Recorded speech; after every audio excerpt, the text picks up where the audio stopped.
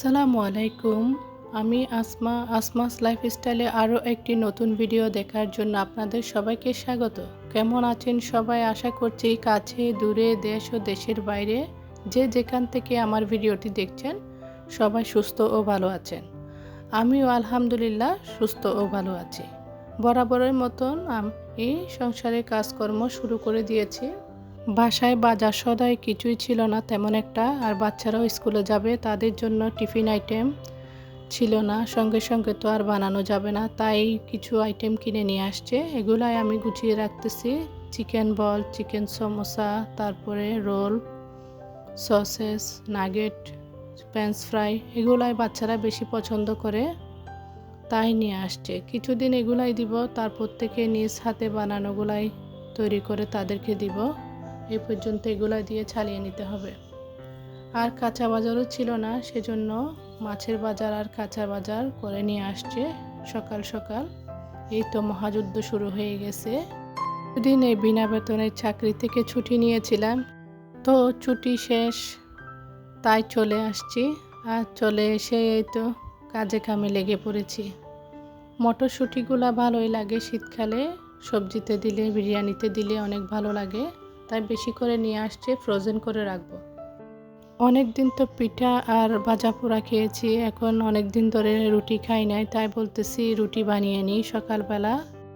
আর ভিডিওটি হচ্ছে আমি আসার পরের দিন, তাই বাচ্চাদেরকে স্কুলে পাঠাই নাই, লং জার্নি করে আসছে, ওরাও টায়ার্ড হয়ে গেছে, তাই বলতেছে আজকে পাঠাবো না, পরের দিন থেকে পাঠাবো।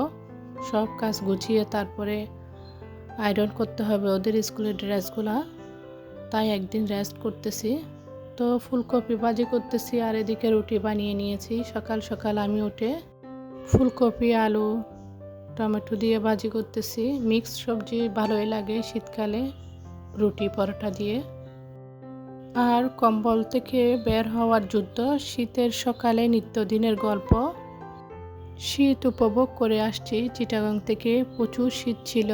শীতের সকালে গ্রামে ঘাসের উপর কুয়াশা বিন্দু বিন্দু করে পড়ে থাকে, সেটাই খুব ভালো লাগে ধরতে। আর ঢাকাতে এসে 2-1 দিন শীত পড়েছে, আর শীত কোথায় উধাও হয়ে গেছে। শীত মনে হয় যাওয়ার পথে। তো হালকা হালকা এখন একটু মাঝে মধ্যে শীত লাগে, মাঝে মধ্যে আবার গরমও লাগতেছে, এরকম একটা অবস্থা। তো আপন মানুষদেরকে ছেড়ে এসেছি, খুব খারাপ লাগতেছে। কিছুদিন তো একদম কোনো কাজে কামে মন বসে না, কোনো মতে রান্নাটা করে নিই আর কি। শীতের হাওয়ায় শুধু কুয়াশা নয়, লুকিয়ে থাকে কিছু পুরনো স্মৃতি, অনেক মায়া। পিঠে পুলি আর খেজুরের গুড়ের মিষ্টি গন্ধ। শীত মানেই আসলেই উৎসব। তো অতিরিক্ত শীত সহ্য করা যায় না, কম শীত তো একদম ভালোই লাগে, উপভোগ করা যায়। বেশি শীতে একদম হাত গুটিয়ে বসে থাকার মতন অবস্থা হয়ে গেছে আমার। ওখানে তো বসে থাকতে পেরেছি, কিন্তু ঢাকাতে হলে তো বসে থাকা যেত না। তো নাস্তা শেষ করে প্রতিদিনের নিয়মে বারান্দায় চলে আসছি। বারান্দায় কিছু গাছ একদম মরা অবস্থায়, মানে পাতাগুলো শুকিয়ে গেছে, আর একটা গাছে ফুল ফুটেছে, ওইটা মনে হয় শীতকালে ফুটে, তাই খুব ভালো লাগতেছে ফুলটা দেখে। সারা বছর আর ফুল দেখা যাবে না ওই গাছে। তো বেডরুমে চলে আসছি, চাদরটা চেঞ্জ করে দিব আজকে। আপনাদের ভাই এমনি পরিষ্কার করে রাখছে চারপাশ, তো বলতেছে অনেক দিন হয়ে গেছে, চাদরটা একটু চেঞ্জ করে দিই। তো আসলে চাদর চেঞ্জ করলে রুমটা অনেক হালকা পাতলা লাগে। তো চাদর চেঞ্জ করার পর অন্যরকম একটা শান্তি লাগতেছে রুমটা দেখতে, চোখেরও শান্তি, মনেরও শান্তি। তো ঝেড়ে ঝুড়ে পরিষ্কার করে দিয়ে আমি চাদরটা পাতিয়ে দিয়েছি। তো আমার মেয়ে এদিকে সাজুগুজু নিয়ে ব্যস্ত। আমি খেয়াল করতেছি আমার মেয়ে একটু লিপস্টিক, ওই কসমেটিকের প্রতি ওর আগ্রহটা বেশি।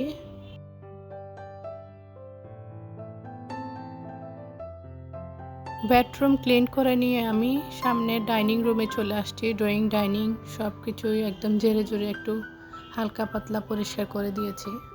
রোজা তো প্রায় সামনেই, তো রোজার আগে একবার ভালোভাবে পরিষ্কার করব, তাই আর ভালোভাবে এখন করতেছি না।